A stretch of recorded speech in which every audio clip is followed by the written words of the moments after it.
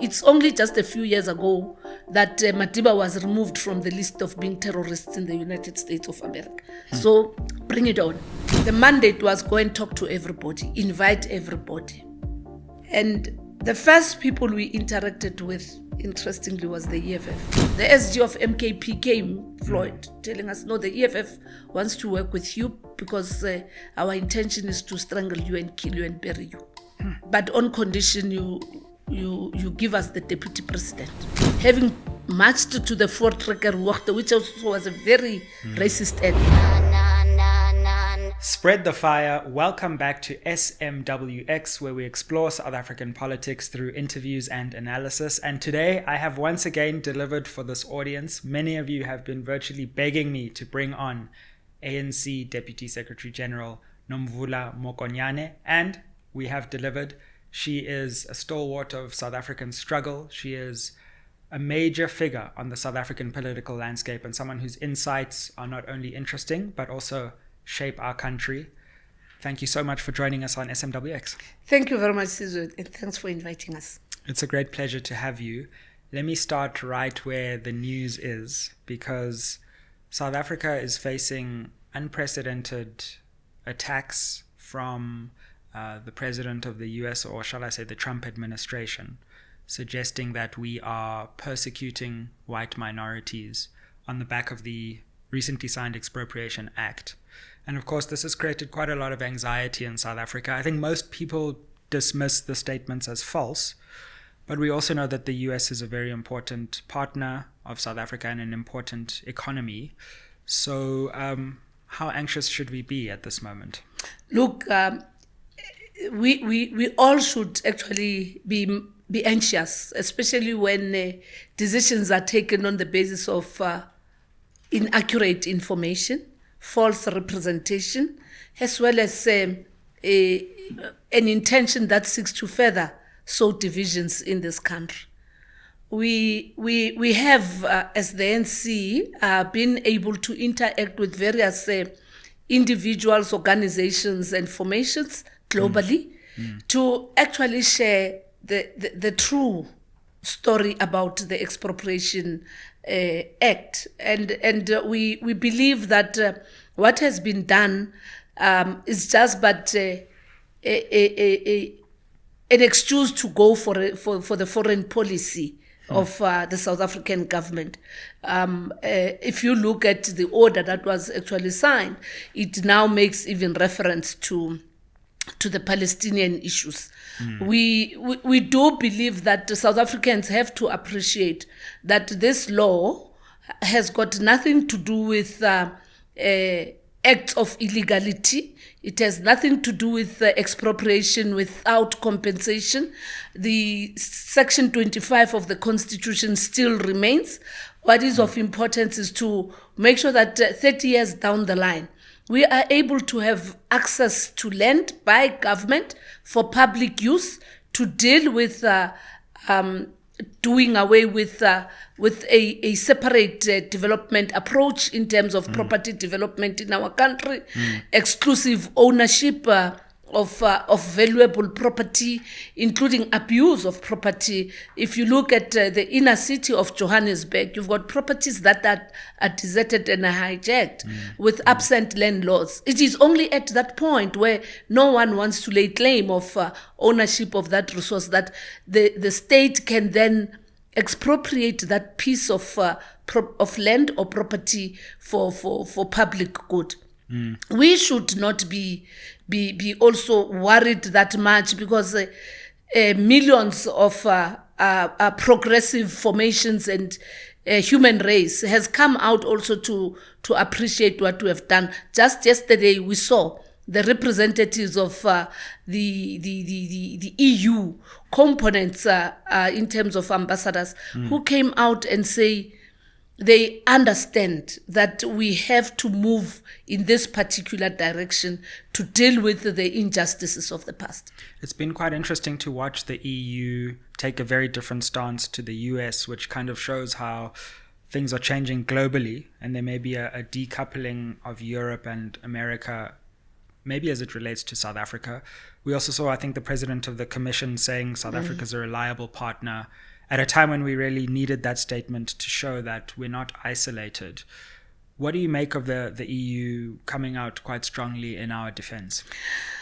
It confirms our own position that there is a need to diversify and reform the multilateral platforms, and also desist against the imposition of one state's views over the world, over the human race, because what the United States, particularly in this instance, the Trump administration, because we also do not believe that this is the position of the United States of America.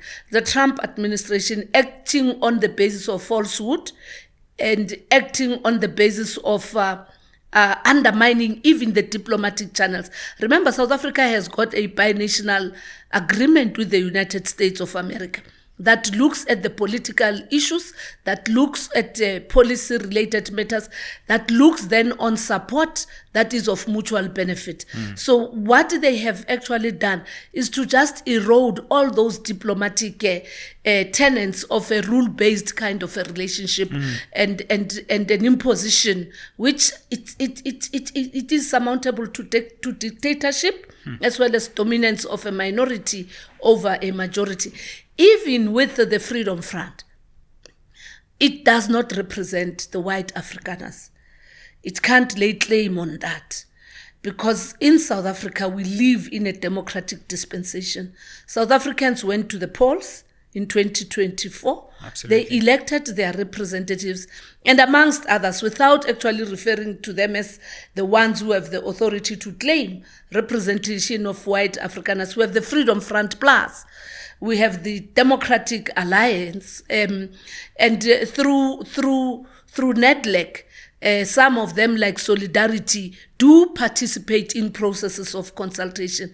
What they have actually done smacks again of them not being patriotic. And what we must guard against as South Africans is to generalize and say white Afrikaners are not patriots. Sure. What we've also seen is a kind of backtracking as well, which is disappointing, because if they didn't believe this all along, and then suddenly when the consequences of those actions hit, they backtrack, it suggests a kind of duplicity in their actions. We've seen, for example, Afriforum actually trying to say, no, we weren't the ones who provoked this response from the US, when we know that they went to the US and have been going for a very long time, peddling these ideas of white genocide.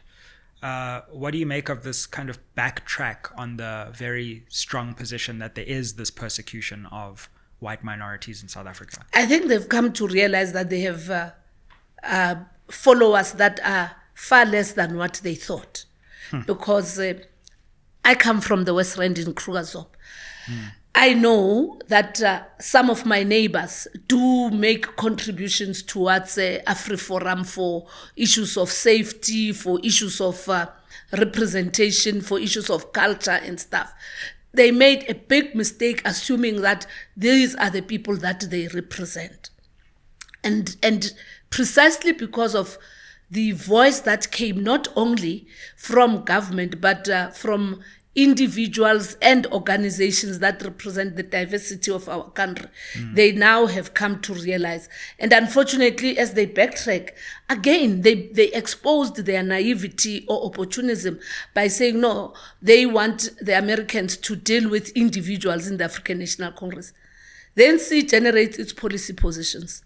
There are legislative processes that lead towards a production of a piece of legislation in South Africa through parliament, public hearings, and consultations. And therefore, to single out the ANC, again, it smacks of opportunism, because they themselves have made their own submissions. They themselves have participated in processes of public consultation. And where they are not satisfied, South Africa has got many other platforms. They could have even gone through the court process, or they could have even now, under the government of national unity, gone through the clearinghouse using the very platform that they utilized, having marched to the Voortrekkerhoogte, which also was a very racist act, because marching from the Voortrekkerhoogte confirms that some people have not moved on. It was back to the lager. And the reading with this, it's a reflection of a stubbornness of racism. You mentioned and you referenced this threat that ANC leaders could be targeted for specific sanctions, and that seems to be one of the threats that are emerging. Of course, the US hasn't appointed even an ambassador yet, and some of the Trump administration is still yet to be appointed. Do you have any information or insight into whether this threat of sanctions on ANC leaders is a real one, and how do you respond to those suggestions? We haven't had anything, and we're looking forward to receive the representative of the United States of America in South Africa, so that then we can be able on the side to interact, because we have always respected diplomatic relations in terms of exchanging information and updating one another. We've got our own ambassador, Comrade Ibrahim Rasool, who's already in the United States of America. And I think that for me would have been one of the immediate things to say, let's have our representatives who can then walk down the street and communicate with the South African authorities. Just a few months ago, our Minister of International Relations and Cooperation, together with the Minister of Trade and Industry, were in the United States, briefing everybody about where we are going 30 years down the line and how we want to change South Africa for the better. And I do believe that we think as the ANC, singling out members of the African National Congress will also be a sheer, act of opportunism and again of misinformation and exposure that some people here in the country and in the US don't understand how laws are formulated in our country. But who are we? It's only just a few years ago that Madiba was removed from the list of being terrorists in the United States of America. So bring it on. Wow. And one of the things that I think many South Africans are thinking now is it's very clear that the world is shifting and that the US is not the preeminent power it used to be 30 years ago. China is rising and you can't ignore China's power. Russia is a military superpower, obviously exerting its influence in the world. I saw the US Defense Secretary recently saying that the territorial borders of Ukraine can't go back to 2014.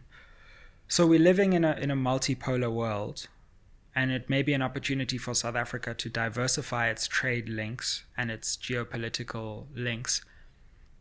But are we ready to do that now? And are you worried that the US can hurt us if the Trump administration believes all these things and goes into this frenzy? How vulnerable are we? And have you, as the ANC, gamed out the scenarios so that the South African economy doesn't go into some kind of crisis in the worst case scenario? We have to actually be concerned about anything that seeks to derail our agenda for the emancipation of the people of South Africa, particularly in the area of economic development. The other thing that we also must look at is the opportunities that come with this kind of an act, that we must guard against being a nation that survives on aid. We must repurpose ourselves, look at the resources that we have, look at our neighbors, identify with friendly forces, and hence we're part of the BRICS family. We have forever said, ideally we must have a multipolar world. And a multipolar world can't just be a world that is dominated by just the foreign policy and perceptions that come from the United States of America. We are on record to say there's a need to reform all these multilateral platforms, starting with the United Nations, looking at the issue that everybody talks about, a rule-based kind of a relationship. Where does it start and where does it end? And also deal with issues of respect for national identity and sovereignty of every nation. Because in this instance, you can't then sit somewhere, make a conclusion, knowing very well that we've got a binational agreement that was not just only with the Democratic Party of the United States, prior to even Biden, we had those relationships, including during his own time, Trump, when he was in office. So what has changed now? And I think what has changed is their own intention. And their intention has to do with trying to disrupt us from this agenda of strengthening the multilateral platforms, diversifying areas of investment, areas of participation by South Africa and the continent in terms of using what is ours, such as the mineral resources, in terms of trade relations, because all of us stand to benefit. And when you take a particular decision, you also stand to lose. And therefore, we must all show some interest. However, we can't compromise our sovereignty and our constitution. On this matter, everybody has been saying South Africa, under the leadership of President Ramaphosa, came with this piece of legislation without tampering with Section 25 of the Constitution. Sizwe, that is one section in the Constitution, if you go and read, that is so long and so detailed. And you know, those who drafted the Constitution and those who were consulted will tell you that it was deliberately done, because this was one of the key things that have to do with the hostilities, the wars of resistance in this country, the formation of the ANC, the resistance against the Land Act. And up until now, those who have had, being a minority, had ownership of the land and the bigger chunk of the economy benefiting them, must also appreciate that a majority must also be taken along without undermining the Constitution and within the confines of the law. And that's what this Expropriation Act actually does. Contrary to what is being said, we know that some who are part of the left, extreme left, are actually saying we were very moderate. We're very moderate because the call has been scrap or amend Section 25. Absolutely. I mean, on this, if this was such a radical act, number one, there was a move to amend the Constitution, which the ANC actually rejected. Yes. And some of us criticized you for that. And you're not supported by the EFF, you're not supported by MK on this. They actually criticize you for not doing enough. So it feels as if on the one hand, you've got America saying that you're doing too much, or let me not say America, the Trump administration, and maybe even just Trump saying, you know, this is persecution. But those who are actually in South Africa who've been fighting for land for a long time actually say that this isn't even a beginning to real land reform. If you follow the debates now on the State of the Nation address, those that we share the constituency with, MKP, EFF, and some of these one-person parties, all of them were actually saying, you have sold out as the ANC. But you know, we have not sold out, but we looked at what is good and can work for the country without disrupting the journey towards the total emancipation of our people. And therefore, again, the Trump administration acted on false, inaccurate information. The advisors never read even that piece of legislation. Surely they've not even opened the Constitution to check whether it has been amended, but it is an intention to deal with something that they've not come out public to articulate. One of the sources of leverage that the US has or may have over the South African economy is AGOA, this trade agreement where South African exporters are able to access the US market duty-free. Now, some say that if the US was to withdraw from AGOA or leave South Africa out of AGOA, that would have a catastrophic effect on the economy. But other economists like Duma Qubule, for example, have said, actually, look, AGOA is about duty-free access to the US market. Virtually no one is getting duty-free access anymore. They're putting up tariffs for everyone. Everybody. It's not as if we wouldn't be able to export, it's just we wouldn't be able to export duty-free. And so the fears about the withdrawal of AGOA are overstated. Has the party thought through what the consequences of an AGOA withdrawal would look like for the economy? If you look at the family of BRICS and what it constitutes against the United States of America, we need to work and institutionalize our relationship so that there can be an alternative. Sure. And I think that's part of what we should be working harder on. The ANC convened the meeting of parties prior to BRICS, and this is but one of the things that we should be looking at. We've also said the Department of Trade and Industry must now not just be a department that gets involved in negotiations, but it must go out and look for new economic opportunities. You have China, you've got many of those BRICS communities, and all of us combined, including just in the continent, if there can be intra-trade in line with the new agreements that we have as a continent. Of course, we need to look at that. The risk that we must avoid is to be over-dependent on aid and on the conditions that even this AGOA is based on, that seek to undermine our national sovereignty. National interests come first. And of course, South Africans must fasten their belts and understand that it's going to be a bumpy road. Firstly, we must look at what is it that we have, what we possess, and who are the friendly forces that we can work with. And most importantly, we must not be seen going cap in hand on people who hardly respect our nationhood, who hardly respect the fact that we've got a democratically elected government. Thirdly, a solution that perpetuates dependence.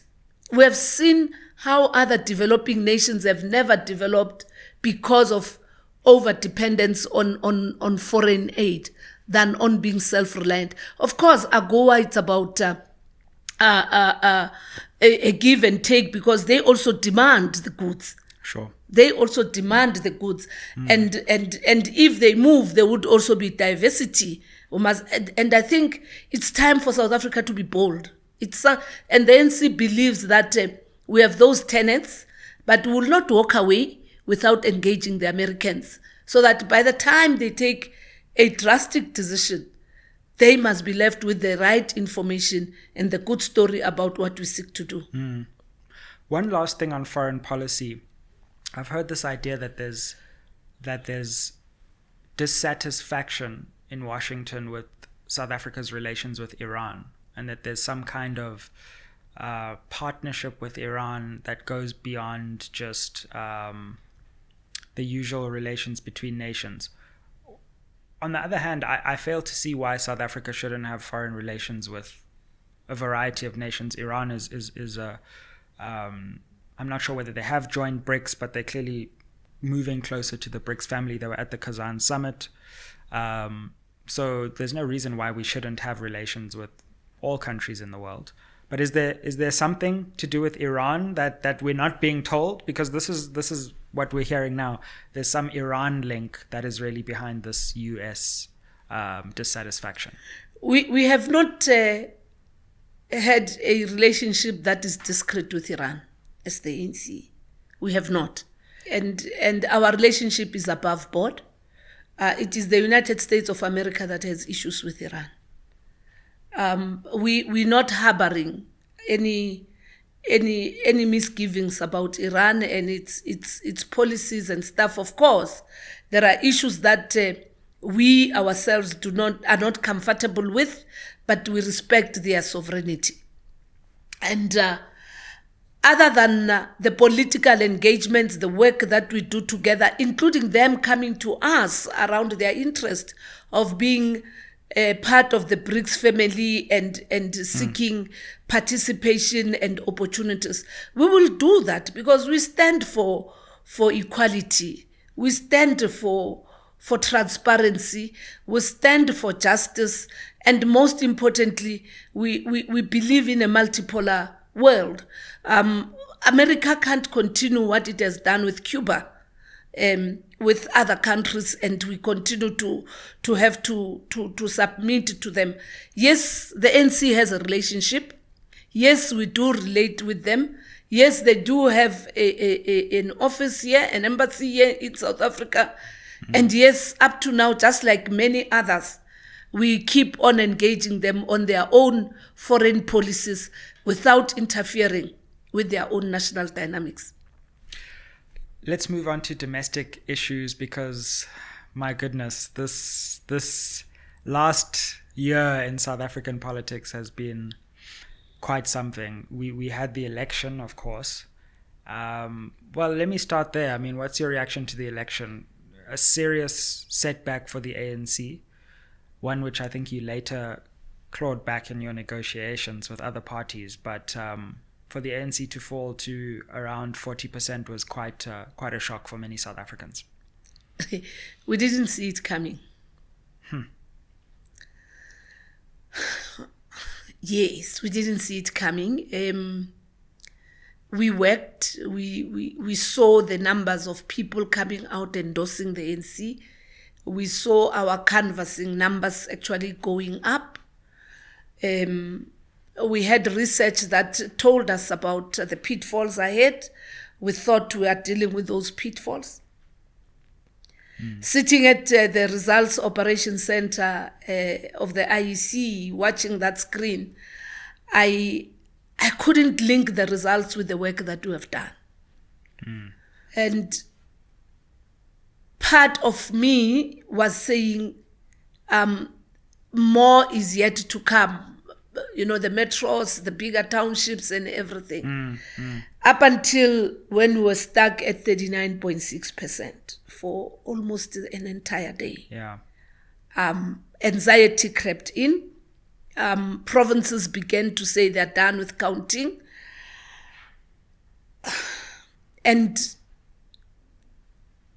only after all the results were presented and we reflected, we realized that the biggest obstacle for the ANC was MKP. And secondly, the other challenge for the ANC was the voter turnout. If elections were based on, the election results were based on the number of people who didn't go and vote, that is the number that won the elections. The silent vote, the protest vote. And that protest vote is the vote that did not go and vote because they wanted to not vote for anybody else, but stay at home. And staying at home because of many other issues, jobs, the economy, safety and security, load shedding, no water and stuff. We've gone to these elections this way, and like all other elections, we went to elections with cope. We emerged victoriously. We went to elections with the EFF. We emerged victorious. What was unique with these elections is that for the first time in the history of the ANC, you had a party that was established by a former president. Not somebody who was in the youth league or somebody who was disappointed about Polokwane, but a president. A president of the ANC.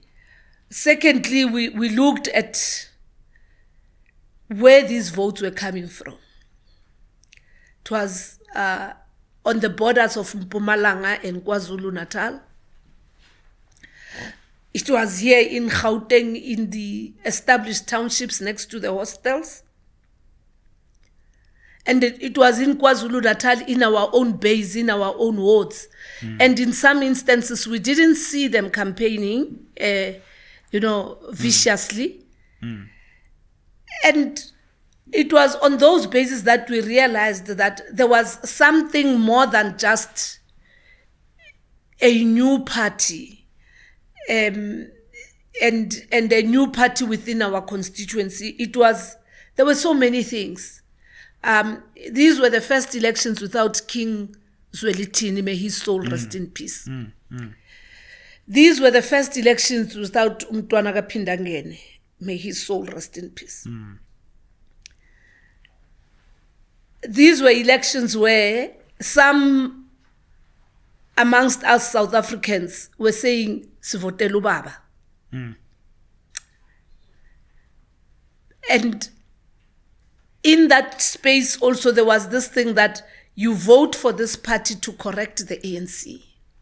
So the mobilization around ethno-nationality became very strong. Ethnicity became very dominant, and the identity also saying there's something wrong with this ANC, therefore vote for us so that we go and sort the ANC. At that time, the person was still claiming to be a member of the ANC, and the ANC had not resolved the issues about his membership status. So there was that, and I can say, sitting here, it was only post that we realized that there was, we were bitten by people that were wearing the same T-shirt like ours. We were bitten by voters who believed they are supporting the ANC to renew itself. And we were also, not only us, by the way, here in Gauteng, MKP even took the wards that belong to the IFP here in the inner city, the hostels, that the ANC never won, solely because of this identification of being abantu abanida, a father figure. And we must deal with that demon in this country because it poses a serious threat. If people who are 18 and above can only identify on the basis of that, there's nothing that is as bad as racism and tribalism. So we need to look at that. We must also be able to adapt to the realities of every area where we contest, because there are, call them backward cultures, but there are cultures that are so deeply rooted. The respect for elders, the issues of seniority and the relationship with traditional leadership and so on and so forth. So there is so much that we have come to appreciate that led to this. If you look at the recent by-elections post-May 2024, the situation has changed. The situation has changed. Instead, the ANC is beginning to win. Just yesterday, when elections were held in KwaMhlabuya-Lingana, MK had won last year. They have now lost. It's the IFP that has won because it's an IFP space. Where we had lost in 2024 and it's the ANC. The ANC has won all those by-elections. So the issues of provision of services and resolving people's issues is important. Over and above that, the issues of organizational culture as well as the capacity of the ANC to adapt in every area where we are contesting is very important. So the voters who didn't come out to vote are very important for us. Those are the people who must go back to, who must know what were their issues and address those. And they can only be resolved through a government that attends to load shedding, even load reduction now, that deals with the water shedding, that deals with safety and security, but of importance, that deals with the economy and ensuring that there's inclusive growth and job creation, not job opportunities. You eventually went into I maintain, multi-party coalition, with the Democratic Alliance being a key part of that coalition. Why didn't you go into coalition with the EFF and MK, who would have seemed to be more ideologically aligned with the ANC's mission? Was it true that their negotiating teams made unreasonable demands? The National Executive Committee of the ANC put together a negotiating team. I happened to be part of that, led by the SG. The mandate was go and talk to everybody, invite everybody. And the first people we interacted with, interestingly, was the EFF. First? Yes. Wow. Okay. The first. And they put demands that just undermine organizational culture. And we then, immediately after the EFF met the DA, they also wanted to put their own conditions to say, on condition you don't bring so and so and so. We dismissed all of them. We dismissed every party that wanted to put terms of say, who do you include and who do you exclude? We said, we have a mandate to talk to everyone. All these negotiations, we have had them at the level of bilaterals. We haven't met with everybody under one roof. Interesting. It was the ANC negotiating with each and every party. Wow. So that's how you divided and ruled all of them. No, that's how we had to consolidate our influence. Exactly. Brilliant. Strategic. Yes. I won't lie. So we negotiated with all of them, including those that have got one representative. There's no one that we didn't talk to. Wow. So you had bilaterals with literally everyone. Yes. Others we met 3 times, 4 times and stuff. And we were ready to work with the EFF. We were very ready. We were ready to work with MK, just as we were ready to work with Freedom Front Plus. What was unfortunate was the mandating processes of some of the parties. And I think it was unfortunate because part of what we were told was, no, we want to work with you. The SG of MKP came, Floyd, telling us, no, the EFF wants to work with you because our intention is to strangle you and kill you and bury you. And, okay, fine, that's fine. We'll see. We'll strangle and kill the other. But on condition you give us the deputy president. If you are not going to remove President Ramaphosa, give us the deputy president. He said, no, that's not how you negotiate. Here are the principles. What are you saying about these principles? They did not. And the second, the third, we met the EFF 4 times. And the last time they came, they lectured us, told us how useless we are, how they are mobilizing progressives, and how they are going to have their own candidate with everybody, including the DA, to counter our candidate. The DA will vote with them. And if you know Floyd, you know Floyd. And thereafter he stood up and he left. After the lecture and the insults and stuff. Wow. We were with the national chair of the ANC, if you know the national chair of the ANC. But he was so meek that day, he couldn't believe what was happening to us. Yeah. The SG was there, and Floyd was leading the charge with Ndlozi. Wow. Yes, and they then left. It was a very painful experience.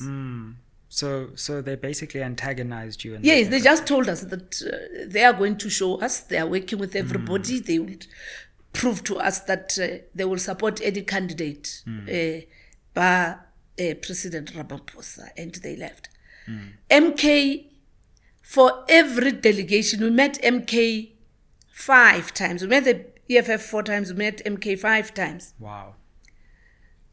And part of the discussions in MK were very hollow, discussing the NDR and scrapping the charges against Mr. Zuma. Wow. And then the next delegation comes. Do you think you people have the authority to lead this country?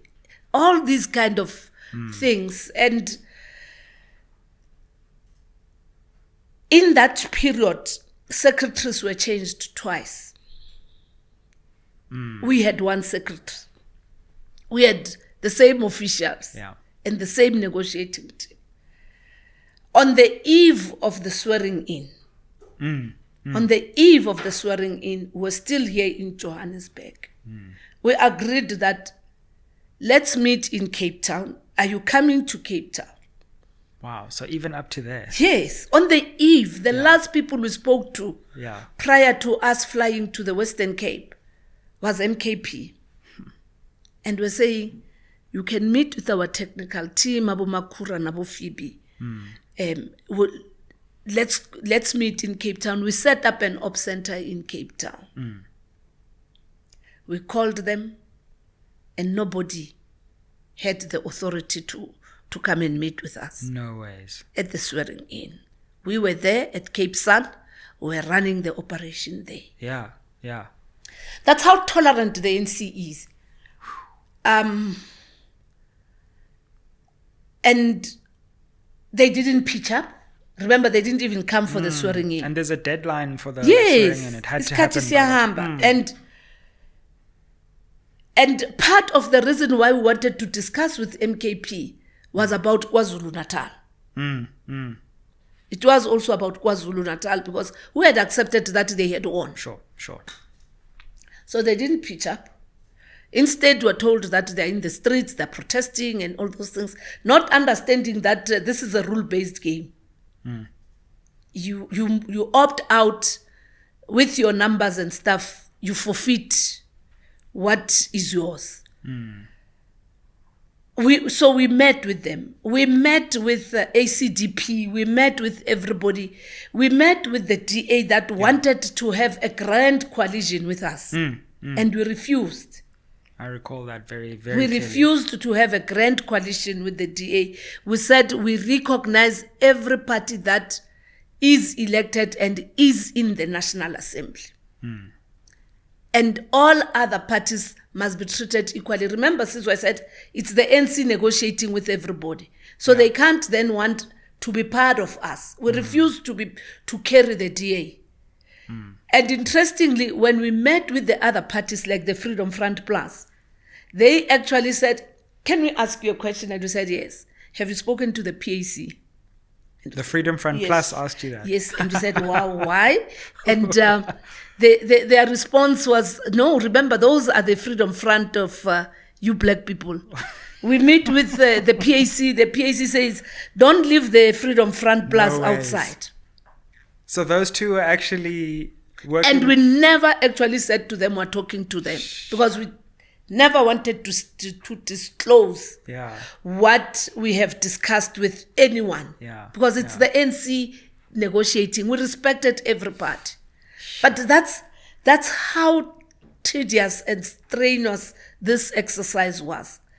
We respected our relationship with every party that South Africans voted for and had a seat in parliament. We then made a commitment that signing of the statement of intent is not a grand signing. That's why we don't agree with the coalition. Because a coalition, we would have had one statement of intent signed by all of us. Everybody signed the statement of intent with the ANC, not with any other party. So there's no statement of intent of all parties combined. There's 11 different ones. You have a statement of intent agreed upon by the ANC Freedom Front Plus ANC PAC of Faizan.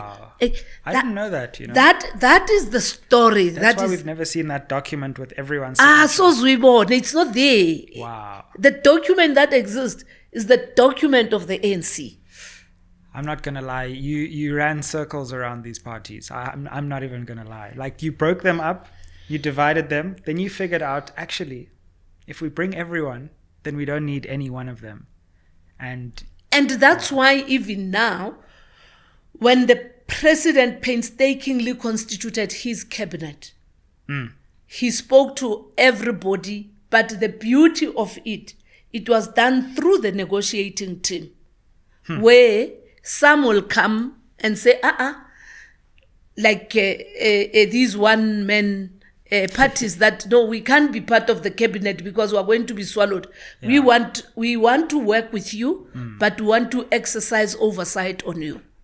And that's why you have Rise Mzansi today. They are in what? In Scopa? Yeah. And you have Musi in what? Yeah, appropriations. Yeah. It's that kind of a one-on-one negotiation where they're saying, we need the space because going in there, I'm gone. And all these parties agreed to meet one-on-one and they never said we must meet together. No. Possibly in the clearinghouse there in Parliament. Sure. When everything's done. Even now when there are issues, political issues on the GNU, the center is the African National Congress. No, you're in charge. Through the office of the SG. And it's a story yet to be told. Absolutely. And an explanation yet to be made, even to our own comrades, because even with the Communist Party, Sizwe, we consulted the party. And amongst other things, the party said, go and do everything, don't lose state power. The party was on our side, saying, prioritize EFF. And we did. But EFF lost the appreciation of the strategy. Was Julius Malema ever in those negotiations? No. Oh, okay. So it was led by the then deputy president. Yes. It was Floyd in many instances. We hear, he would call presidents talk about presidents. But with us, the president and the DP were nowhere in the space. Sure. It was the other 5 officials. Yeah. So we never interacted with him direct. So interesting. It's a fascinating story, and I feel like we're learning about our history in this conversation because we haven't heard very much how you conceived of putting this package together. I've said on this podcast many times, you retained the presidency, you retained deputy president, you retained key ministries, absolutely, foreign policy. You somehow also the speaker. Yes. And you won those negotiations. My statement is that you lost the election, but you won the negotiations. We lost the elections, but we won the leadership to take South Africa, to move South Africa forward. And without undermining the contribution of these parties. Sure. Because in good spirit, they wanted to work with the ANC because they realized that there is no other party that can help to move South Africa forward other than the ANC. And in that statement of intent, you'll remember, we emphasized that there must be the respect of the Constitution, the rule of law, as well as foreign policy. And that's why even in this trying moment, we keep referring that, remember, the Constitution, the role of the president, the foreign policy, any other thing, let's negotiate. And how do you feel things have gone? Because it seems like you've got a lot of things your way, and it's been very difficult for any of the other coalition parties to secure real compromises for you. Although I have seen that the DA is now taking you to court, which is interesting because they're now taking their own minister to court over the Expropriation Act. And early this year, we saw John Steenhuisen saying, no, we need to reset this relationship. Helen Zille has also come out quite strongly at times. How do you feel especially the ANC-DA relationship is going? And do you think it's going to hold? Look, I think every relationship is important, including the one with the DA. But it is not more important than the others. Very important that they must appreciate that. It is them who called for a clearinghouse. And the clearinghouse is established. And we wake up, the DA has opted to go to court.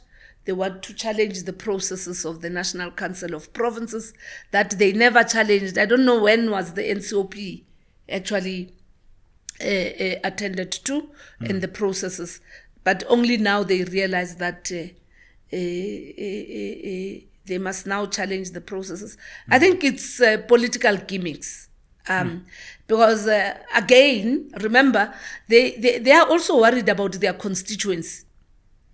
Yeah. They are also worried about now the Freedom Front and Solidarity claiming to represent the white Afrikaners. And I think it's all about that.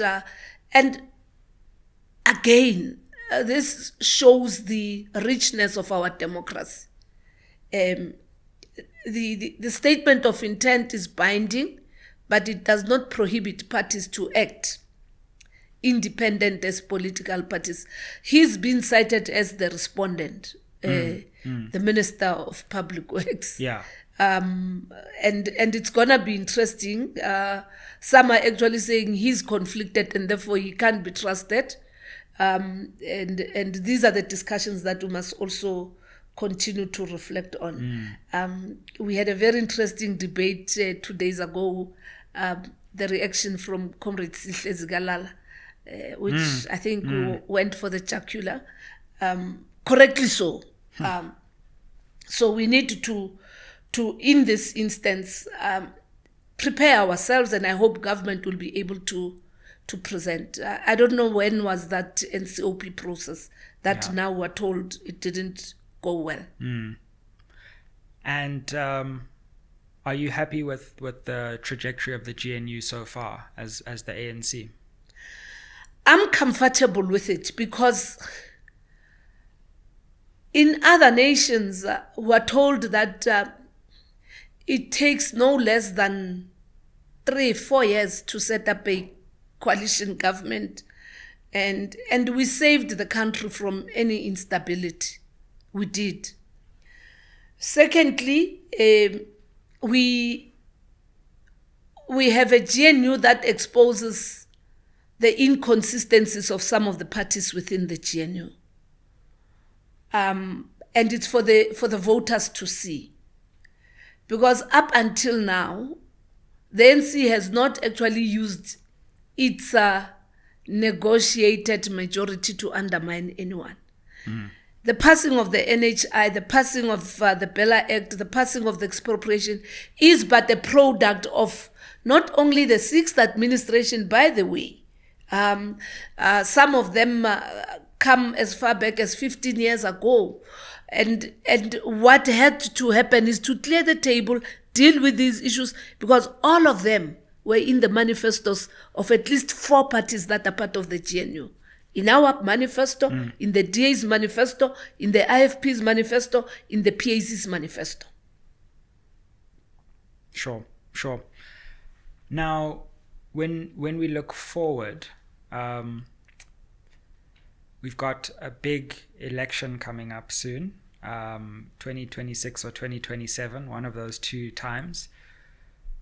And things are starting to move in the ANC as well.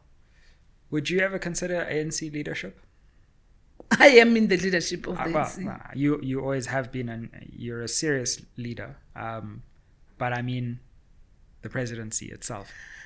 I think the issues about considering leadership for the ANC must not be ahead of repurposing the ANC, rebuilding the ANC, having a program of the ANC, and thereafter say what kind of collective we need. Leading the ANC for me is not just on a position, but it's on the basis of a responsibility. Of course, I don't think we should undermine the fact that stakes might be high because this is the 2nd term of President Cyril Ramaphosa. Yeah. But I'm one of those people who is anxious that we must guard against a badly managed transition. Absolutely. We've seen it. It didn't work during Thabo Mbeki's period. It didn't work with Jacob Zuma. It won't work even now. and therefore an organizational approach is very important. We didn't go to the NGC in the past term. We must now go to the National General Council to go and assess the state of the organization and the role of this leadership. So you're committed that there will be an NGC this year? There should be and there shall be. We couldn't have the NGC the last time because of COVID. Yeah. And it was a major setback. You know, also we battled even with our own conference that was like a piano, a Nazareth, and then a hybrid. And we mustn't be clumsy and we mustn't rush. And I think with my few years being in the ANC, this is but a moment that those that are elected to lead the ANC must guard against any temptation of putting themselves first before putting this ANC and what it can be able to do. Anything that members of the ANC want me to do, I will do, but it must also be based on my ability as well as what is to be done. So as far as winning the negotiations, I think the ANC outdid itself, and that negotiating team, you all deserve statues outside Luthuli House at some point. However, from a governance perspective, I'm still not convinced that this government is actually delivering in the way that South Africans are hoping. I look at local government, and I think that the Joburg situation with water is not going very well. Are you concerned that from a governance victory perspective, the ANC is not scoring the victories it needs, given that you lost so much ground in the election? One of the things that we have considered too in our own Lekgotla, because that has been the only other platform where we reflected post the elections and the January 8th statement, we emphasized without doubt the need to change the manner in which we deliver. And not only at local government level, but also how national departments respond, how they support provinces and coordinate with local government, because some of the failures of local government have got very little to do with them, but they have to do with this incoherent system of governance in our country where you have three spheres of government. Sure. Two, we must also look at the administration and running of our municipalities. Joburg is a serious concern. And I don't want to even enter the issue that it was run by the DA, then by Mashaba, I forgot what is it, Patriotic Alliance? I don't know what is Action SA and stuff. I just think that we need to hold our deployees accountable. The ANC had taken a decision in its two last conferences that national must have a direct interest on the metros. And I'm sitting here, if you ask me, under this leadership coming from the 55th conference, we have only been able to take that resolution seriously with the intervention in eThekwini. This Comrade Cyril Xaba. Yeah. And the president, as the president of the country, coming in with the presidential intervention team that is now there helping to deal with these issues. And I think it should not be something that is piecemeal. We need it everywhere in the country. We need it everywhere, particularly in the metros and your key municipalities, where that support, just here where I come from in Mogale, it was unfortunate that you have a standoff of the Department of Water and Sanitation against the municipality to an extent where they went to court. It was uncalled for. It actually shows that issue of the duplication of responsibilities and an incoherent kind of intervention. You have Hammanskraal in Tshwane. Yeah. So I'm saying, Sizwe, we're also out of our January 8th statement. and at the Lekgotla that we held a few weeks ago, conceding that something must give. Something must give in local government, and the indictment is on us, the NEC, because the NC had mandated us, but we become selective in acting. Well, Nomvula Mokonyane, thank you so much for joining us at SMWX. It has been a fascinating conversation. Thank you very much, Sizwe, for inviting us. Yeah, it's been great to have you, and we hope to continue to watch your political career. Thank you for all you've done for the country up to this point, and should be an interesting year ahead. It is going to be an interesting year ahead, building the ANC and also hosting G20 as a country. Wow. We'll also be convening as the ANC a meeting of political parties for G20. Interesting. Yep. Well, we look forward to speaking to you and more of your leaders as the year unfolds. Thank you very much for watching SMWX. Like, share, comment down below. Help us get to our next milestone of 250,000 subscribers. Aye. Fam, just want to give a shout out to two incredible partners who have helped make this podcast possible. First up, a massive thank you to Curiosity Cape Town for providing us with top-tier accommodation while we were in the city. They also gave us the stylish studio from which to shoot. Also, a massive thank you to Pace Car Rental for supporting us with transport during our time on the road, getting us to the key interviews and covering all the important events. So, if you're ever in Cape Town next time, check out Curiosity for your accommodation. And if you ever need a car rental company, you know, as an SMWX subscriber, you need to show love to Pace Car Rental. Aye.